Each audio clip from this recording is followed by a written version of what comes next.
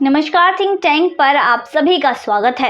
हम बात कर रहे हैं उस मुद्दे की जो कि देश को खोखला कर सकता है, आने वाले समय में देश के लिए बड़ा मुद्दा बन सकता है, या फिर यूं कह लें कि बड़ा विस्फोटक साबित हो सकता है या फिर घातक साबित हो सकता है। दरअसल जनसंख्या विस्फोट एक ऐसा मामला है जो हाल ही में बहुत बढ़ रहा है। अगर इसके बारे में बात भी की जाए तो कुछ ऐसे नेता भी बैठे हैं जो तुरंत ही तमाशा शुरू कर देते हैं।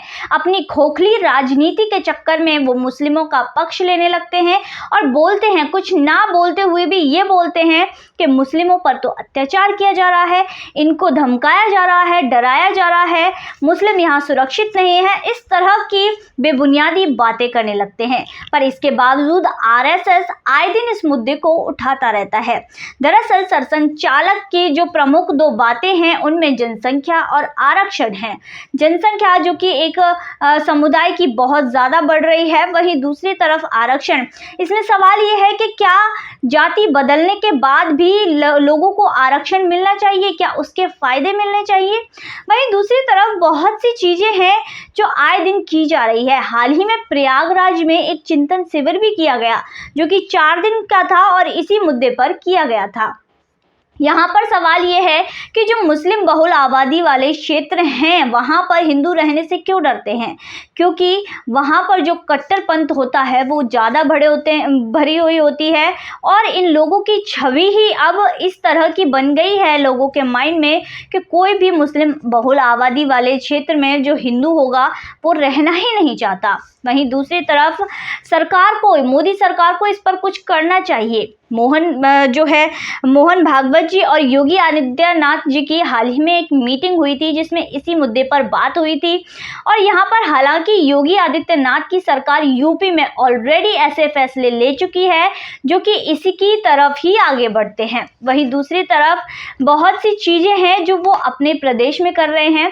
इस चीज़ को रोकने के लिए सिर्फ यही नहीं बल्कि ये भी कहा गया है कि अगर कोई 2 से ज़्यादा बच्चे पैदा करता है तो उसको सरकारी जो भी सुविधाएं होंगी वो नहीं मिलेंगी। तो ये एक बहुत बड़ा कदम है योगी आदित्यनाथ सरकार का। अब जो डेमोग्राफिक चेंज हो रहे हैं उसमें और भी बड़े कारण हैं, जैसे कि माइग्रेशन यानी कि घुसपैठ जिस तरह से किया जा रहा है। बिहार के शिवांचल प्रदेश में अगर आप जाकर देखेंगे तो वहां पर यही चीज हो रही है। जो बांग्लादेशी हैं, घुसपैठिए हैं, हिरोंगिया है, यहाँ पर आकर घुसपैठ कर चुके हैं और धीरे धीरे यहाँ से हिंदुओं को बढ़ा रहे हैं और यहाँ पर इनकी आबादी बढ़ रही है और इस तरह के काम किए जा रहे हैं। बंगाल में हाल ही में क्या हुआ था, बंगाल के इकबालपुर में इसी तरह का काम हुआ, वहाँ दंगे हुए। वहाँ पर हिंदू आबादी पहले बहुत ज़्यादा थी, पहले हिंदू वहाँ पर ज़्यादा थे, पर अब यहाँ पर ये लोग हैं जो आकर बस गए हैं, जिसके बाद अब ममता बनर्जी ने यहाँ पर बसा दिया, कहाँ से लाकर बसा दिया, जिसके बाद अब ये हिंदुओं को मार कर भगा रहे हैं। हिंदू यहाँ से अपने घर छोड़ने के लिए मजबूर हैं। वहीं दूसरी तरफ एक और जो कारण वो है कन्वर्जन यानी कि धर्मांतरण जिस तरह से हो रहा है, इनको देखकर आप नहीं पहचान पाओगे कि ये अपना धर्मांतरण कर चुके हैं, क्योंकि आरक्षण के लालच में ये अपना धर्म तो परिवर्तित कर चुके हैं पर अभी भी वही बने हुए हैं ताकि इन्हें आरक्षण मिलता रहे। तो यही चीज़ है। अब जो दलित होते हैं, जो गरीब होते हैं, उनको ये लालच देकर, जो क्रिश्चियन मशीनरी है, इसके अलावा मुस्लिम है, ये लोग लालच देकर किसी का घर बनवाते हैं, किसी को बाइक दे दी, किसी का कर्जा माफ करवा दिया या फिर कर्जा चुकवा दिया।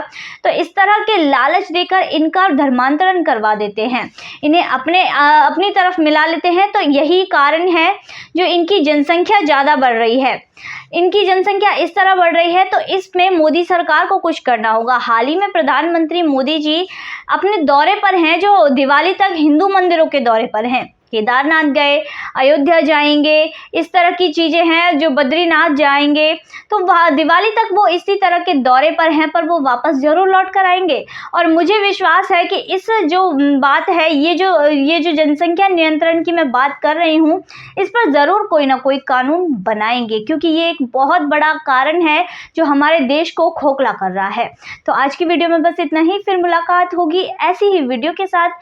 तब तक के लिए देखते रहिए थिंक टैंक।